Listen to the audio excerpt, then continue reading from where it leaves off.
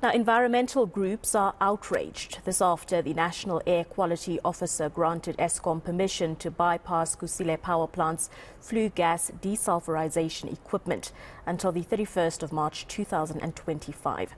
It means Kusile will continue to emit unacceptable levels of sulfur dioxide and mercury into the air.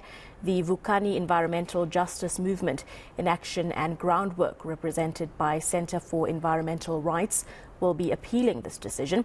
And to discuss this further and help us to understand, I'm joined by coal campaigner at GroundWork, Thomas Mnguni. Good morning to you. Thank you very much for joining us here on the South African Morning. I think firstly, let's just unpack and understand the impact of Eskom being granted this permission. What does it actually mean? Thanks, Abigail, and morning to the listeners. I think what we need to understand is people take this, I think, from a narrow perspective that we will only be destroying an environment. I think we need to be very clear. We are basically talking about people's lives, because those extra sulfur emissions that will be put into the atmosphere will impact negatively on people's lives. And we have seen recent studies indicating that the number of people that might die due to this increase will increase with about something like 627. So we're not just talking a minor thing. We know how costly it is to lose a family member. We know how emotional and traumatic it is to lose a family member. So I think it's very important for us to take that into consideration. But also, very quickly, I think we need to refer to the deadly air case. It's 15 months down the line after getting the judgment, where the judge indicated that our right to a healthy environment, which will protect our health and well-being, is not something that is progressive. It should be a right. It is a right that must be achieved with immediate effect. So this decision to grant Kusile postponement goes against that judgment. So to me, we are seated with the state being openly in contempt of the court order that the judge gave them. So we understand that it is a dire situation and that there are huge consequences and impacts, and we'll chat about those briefly. I'm just trying to understand the reason for this request. Is it to expedite repairs at Kusile? What was the reason for this request being granted? Look, I think the reason is we are in an energy crisis, therefore we need to deal with it as a form of emergency. Hence, the postponement has been granted. But let us go back to history a bit. The first time we knew as a country that we'll have an energy crisis was somewhere around 2005. 2008, we started having load shedding. But look, GroundWork and Life After Coal also started saying we don't need any new coal in our energy system. That was back in 2008. We said we need renewables, and Eskom should start building renewables. But yes, they continued with Medupi and Kusile. Today we are seated with Kusile with almost 40 billion debt, and now the plant is not complete, which is something we've said that it's going to happen. And then when they finish the first 3 units, we also said you don't need to complete the other 3 units. You can use that money to build renewables so that we save ordinary South Africans from the excessive emissions we see, which is costly to the health system and to human life. But that didn't happen. So today they come back and say, we need a year to fix the 3 stacks that have been damaged. And in order for us to do that, we need to create a temporary stack. But what they're not saying is how much will it cost the country to either fix the problem permanently or to create temporary stacks. For now, we know that the temporary stacks, which they want to use to bypass FGD, has already cost in excess of 250 million. Now, how much will it cost us to fix the problem permanently? And make no mistake, it's unlike these 3 stacks were contributing any meaningful level of energy to our system. It didn't.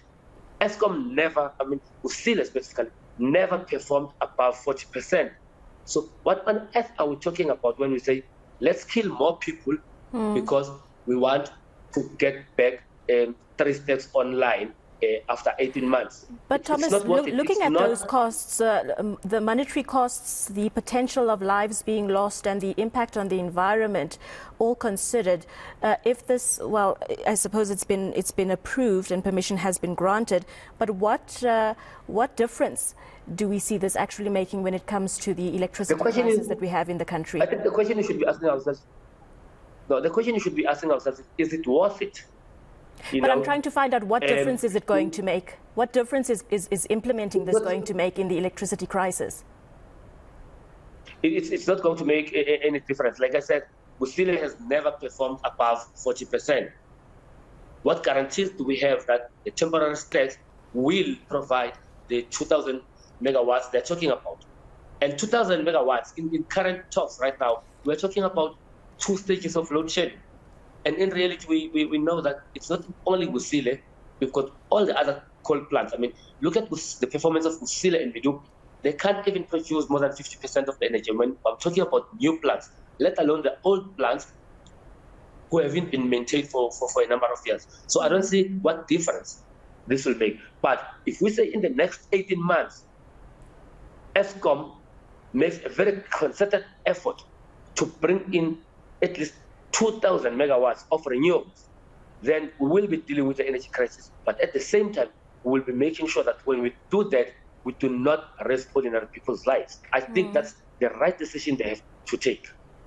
Thomas, you and your partners are planning to appeal this decision. Just talk us through what your plan of action is and what you're hoping the outcome will be. Look, the appeal is informed by several legislative processes, and we need to be clear. One, Kusile is based in a priority area, and the Highveld was specifically declared a priority area because of the levels of pollution and its impacts on people's health. Now, combine that with the judgment of the deadly air case, but just looking to legislation, the legislation says in a priority area, you cannot grant a postponement unless the national ambient air quality standards are in compliance. And right now, we are not in compliance. So right from the onset, the minister took an unlawful decision. She's breaking the same laws she enacted. So that's why we're challenging this appeal, because the only reason for them to grant Eskom is because we have an energy crisis and nothing else. Now, taking into consideration that the national framework says the area must be in compliance.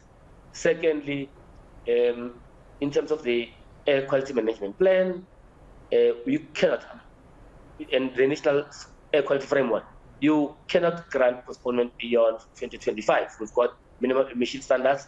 Eskom was supposed to be compliant to those minimum emission standards.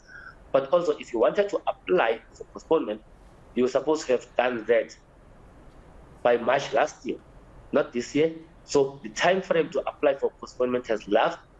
So there's no application for condonation. It's just an application. So we need to understand why. Thirdly, there was no adequate consultation. I mean, Eskom wanted to use the 14-day window during the disaster to do consultation. They held a meeting with about 3-4 community people in Kendal. The meeting in Witbank, we said that meeting must be postponed because you cannot come to people and say, I want to discuss the postponement and the impacts and the implications of this application in 2 hours. And yet, you didn't provide people with enough information to prepare for themselves. You know very well that you start the meeting at 5, at 7 o'clock, there'll be load shedding, and then the meeting has to be off. So we said, please set another date, give us information, and come back to us so that we can talk. But that didn't happen. So we don't know what informed the minister's decision or the national air quality decision to grant Eskom without clear and proper public consultation. Secondly, what gives the national air quality officer the right to break the law? You know, a lot of concerns, Thomas, and a lot of unanswered questions as well. But we do appreciate you unpacking this with us and helping us understand the consequences that this will have on the environment, on lives as well. That was coal campaigner at groundWork, Thomas Mnguni.